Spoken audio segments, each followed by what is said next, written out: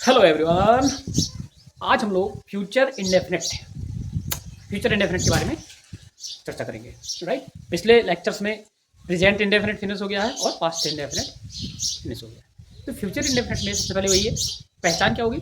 तो इनमें जो हिंदी के जो सेंटेंस होंगे उनमें गा गी गे ऐसे वर्ड आएंगे। ठीक, तो आइए अफर्मेटिव का स्ट्रक्चर देख लेते हैं। तो सबसे पहले जो है सब्जेक्ट, और सब्जेक्ट के बाद यहाँ पे आएगा विल या सेल, क्योंकि इसकी जो हेल्पिंग वर्ब होती है फ्यूचर इंडेफिनिट की होती है विल या सेल। प्रेजेंट इंडेफिनिट में क्या थी, डू या डज। पास्ट इंडेफिनिट में क्या थी, डिड। अब फ्यूचर इंडेफिनिट में होती है विल या सेल। राइट, तो सब्जेक्ट विल या सेल। अब विल लगेगा या सेल लगेगा उसके बारे में बाद में प्लस V1 यानी वर्ब की फर्स्ट फॉर्म लगानी है। ठीक है, प्लस ऑब्जेक्ट और ETC यानी जो भी है एक्स्ट्रा। तो फिर बात आई कि भाई विल कहाँ लगाना है, सेल कहाँ लगाना है। तो जनरली हम लोग क्या करते हैं कि आई और वी के साथ सेल लगाते हैं। आई और वी अगर सब्जेक्ट है तो सेल लगाते हैं, और अदर कोई भी सब्जेक्ट है आपका ही सी है ना, दे कोई भी है तो उसके साथ हम क्या लगाएंगे, विल लगाएंगे। ठीक, हाँ स्पेशल केसेस में हम लोग आई और वी के साथ विल भी लगाते हैं, उसके बारे में भी चर्चा करेंगे, है ना। जब हम लोग बहुत ही ज़्यादा डिटर्मिनेशन के साथ कोई चीज़ बोलते हैं, बहुत ही गारंटी वाली होती है ना चीज़, तो उसमें फिर विल लगा देते हैं। राइट, लेकिन अभी नॉर्मली हमें यही देखना, पता चले तुम हर सेंटेंस में विल लगाओ फिर, है ना। तो अभी ये वाला देखो, सेल वाला, मैं कल हैदराबाद जाऊंगा।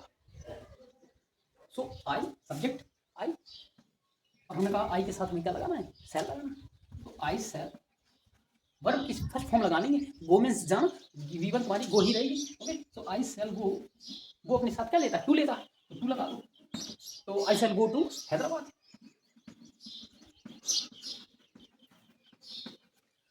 और कल, अब जो आने वाला कल होता है वो होता है तुम्हारा टुमारो, है ना। और जो निकल गया है, जो बीत चुका है, वो यस्टरडे होता है।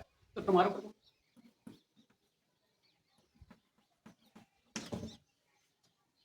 इस प्रकार से सेंटेंस हो गया, मैं कल हैदराबाद जाऊंगा, आई शैल गो टू हैदराबाद टुमारो। हम कल क्रिकेट नहीं खेलेंगे।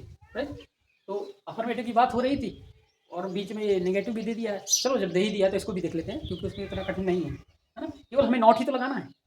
ठीक, तो हम कल क्रिकेट नहीं खेलेंगे, सो वी, और वी अपने साथ सेल लेगा, सेल वी सेल। और हेल्पिंग वर्ब के बाद ही तो नॉट लगाते हैं। हाँ, तो हम लोग हेल्पिंग वर्ब के बाद ही तो नॉट लगाते हैं। कुछ चिड़ियों को भगाना पड़ता है, बहुत चिल्लाती है। अरे डू या डज के बाद वहां नॉट लगाते थे, डिड के बाद नॉट लगाते थे पास्ट में, है ना। तो यहाँ क्या लग जाएगा, विल या सेल के बाद नॉट लग जाएगा। वी सेल नॉट, वर्ब की फर्स्ट फॉर्म ही रहनी, we shall not play, right. और क्रिकेट, CRICKET ना, क्रिकेट अपने साथ दा नहीं लेगा, है ना। दा की बहुत आदत पड़ी रहती है ना, दा क्रिकेट। जो गेम्स होते हैं ना, खेल होते हैं, खेलों के नाम के पहले हम दा नहीं लगाते। We shall not play, I think affirmative हो गया। और इसके साथ साथ मजेदार बात यह है कि नेगेटिव भी हो गया, क्योंकि इतना ही तो सीखना है कि विल या सेल के बाद नॉट ही तो लगा देना। जैसे इसमें होता कि मैं कल हैदराबाद नहीं जाऊंगा, तो I shall not go to Hyderabad tomorrow. तो अफर्मेटिव के साथ नेगेटिव भी हमारा फिनिश हो गया ना। अब सीधे इंट्रोगेटिव बात करते हैं।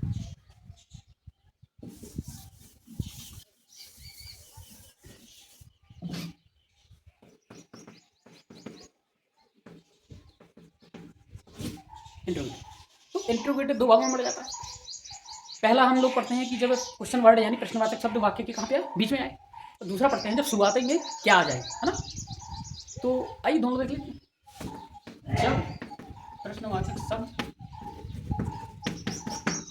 बीच में आए, ठीक है, यानी कि तुम कल क्या खाओगे,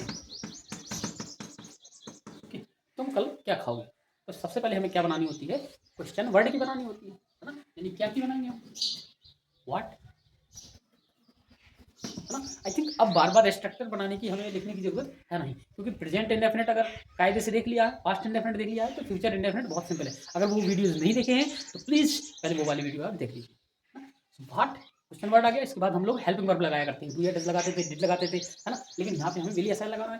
तो अब क्या लगेगा, विल लगेगा, सेल लगेगा, हमें यू बताएगा, है ना।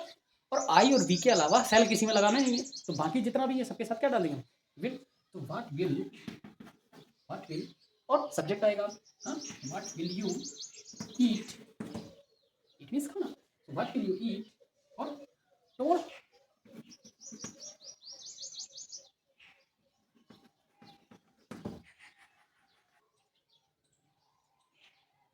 हाँ, अब आते हैं कि क्या तुम क्या तुम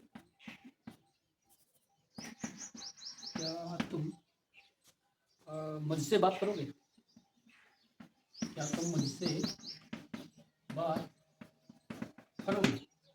सो जब शुरुआत में क्या होता है तो क्या की बनाते ही नहीं है, और जब क्या की नहीं बनानी है तो देखो, अगर बनानी होती तो वाट बनाते, वाट के बाद क्या आती है, हेल्प वर्ब आती, और जब क्या की नहीं बनाएंगे तो क्या आएगा, विल या शैल ही तो आएगा, हेल्प वर्ब आएगी। तो तुम के लिए तो विल लगा देंगे, will you talk to me, है ना, बात करने के लिए talk. So will you talk, talk अपने साथ क्या लेता है, टू, टॉक टू मी, मुझसे, यहाँ पे ऑब्जेक्टिव फॉर्म आएगा, है ना, मुझसे के लिए हम मी बनाएंगे। So will you talk to me, okay. तो बहुत ही कम समय में हमारा फ्यूचर इंडेफिनिटली फिनिश हो गया। कल हम लोग बड़े मज़ेदार वीडियो लाने वाले हैं, है ना, उसमें क्या करेंगे ना कि प्रेजेंट, पास्ट और फ्यूचर तीनों के इंडेफिनिट को ना एक साथ खत्म करेंगे, राइट, और कंपेरिजन भी करते जाएंगे, तो बहुत ही अच्छे से समझ में आएगा। और अगर वीडियो पसंद आ रहे हैं तो लाइक जरूर करते जाना। Thank you, bye bye.